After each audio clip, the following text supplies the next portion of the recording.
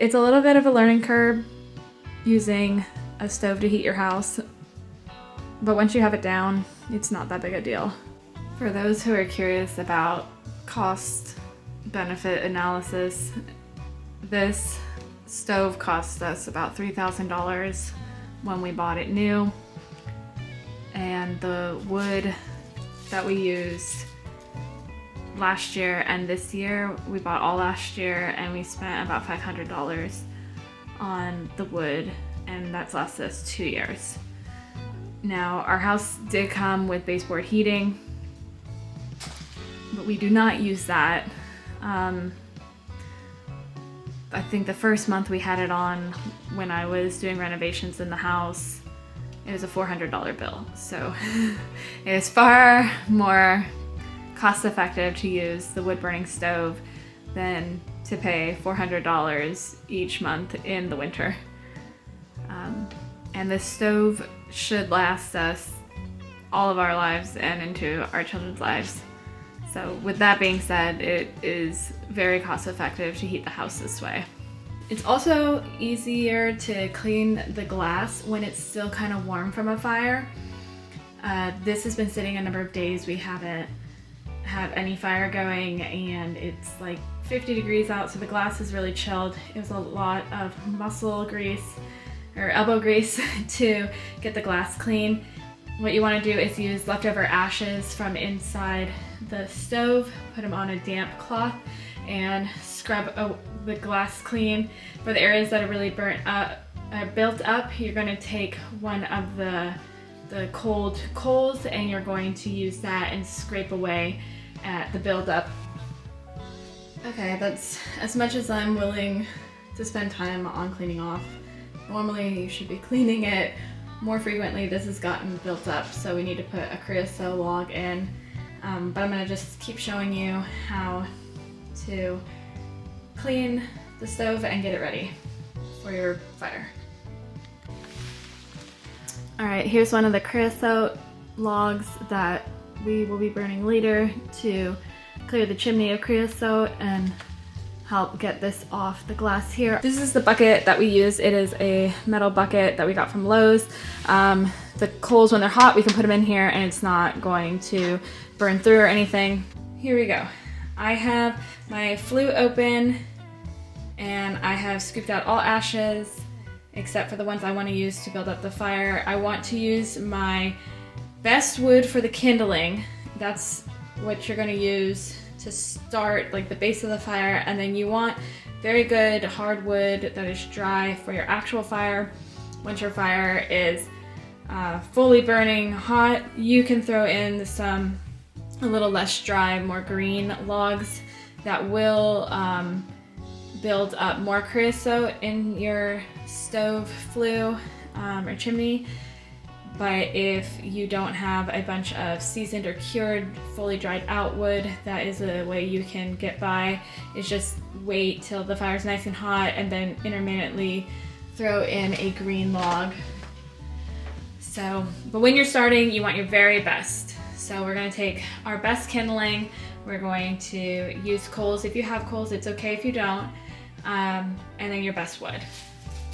And the most important thing is the way that you build your fire. You want there to be many avenues for air to come in. You want the fire to breathe because air is what feeds your flames in your fire.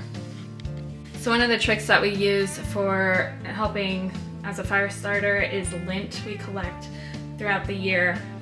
It is highly flammable, that's why you're supposed to pull it out of your dryer, but we pull it out of our dryer, put it in a box, and use it to help start the fires.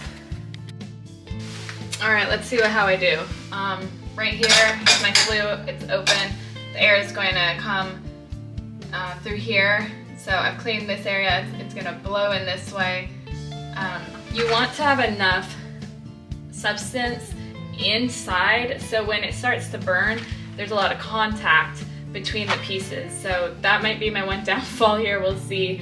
And the logs, it's not going to take off like that and be covered in fire. The inside, like the cardboard and the lint will immediately light up, but the pieces of wood will take longer, and you're going to feed the fire with like your really small, super dry pieces first, and then these ones hopefully will catch as these ones burn, and you're gonna need to keep feeding it. So I'm gonna leave the door open. We want lots of oxygen while it's starting. You can use matches or you can use a lighter. We just tend to use matches.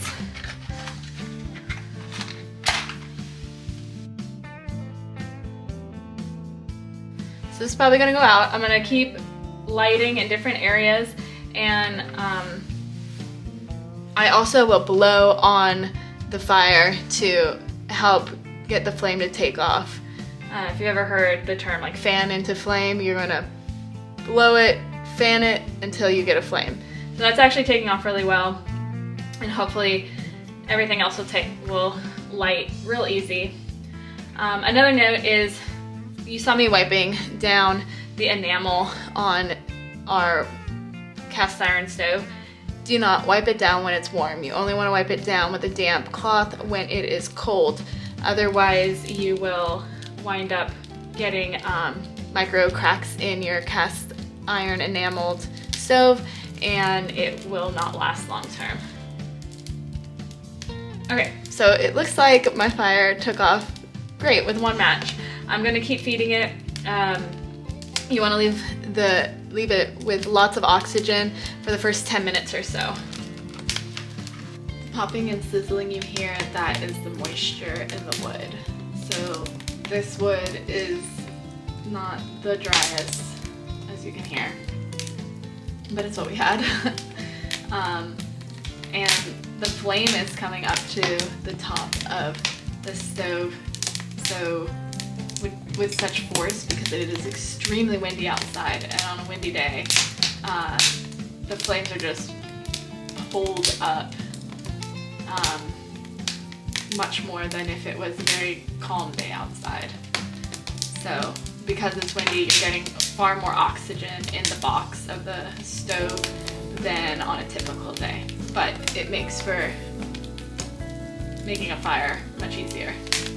This is good to go. It's caught really well. Okay, so the door is closed. The flame will decrease a little bit.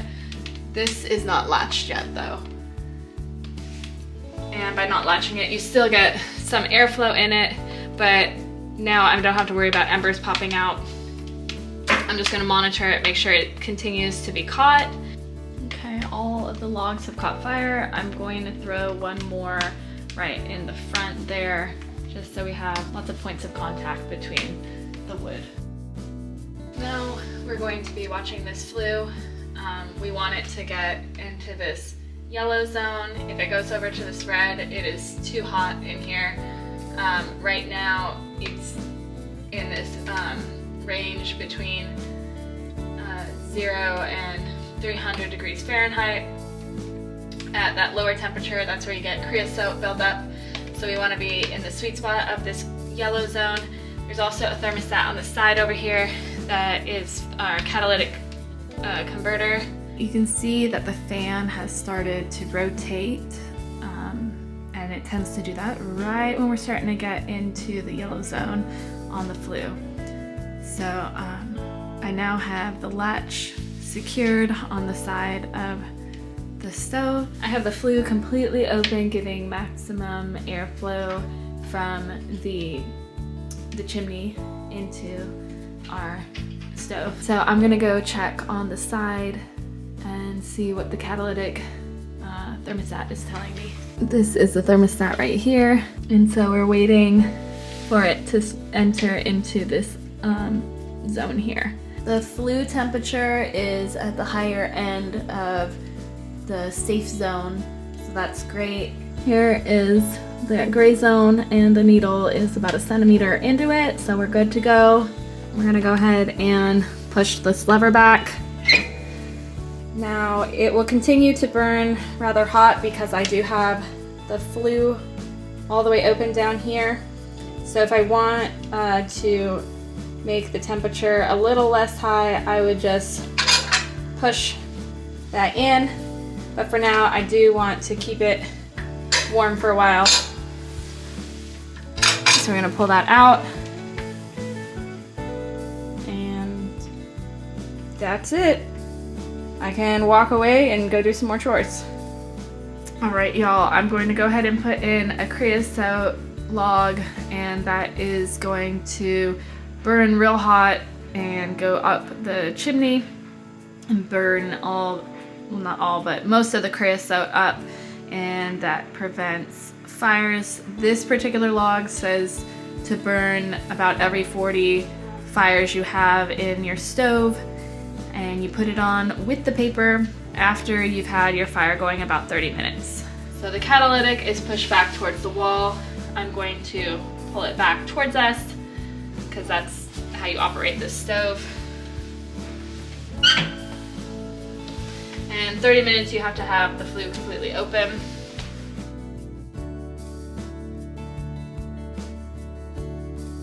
So I'm going to leave the catalytic open with it pulled back towards us until over here we get it red, making sure this is really hot, and then I will push it back and recycle the air within, but I will leave the flue open. One thing I was worried about when we got the stove was the cats.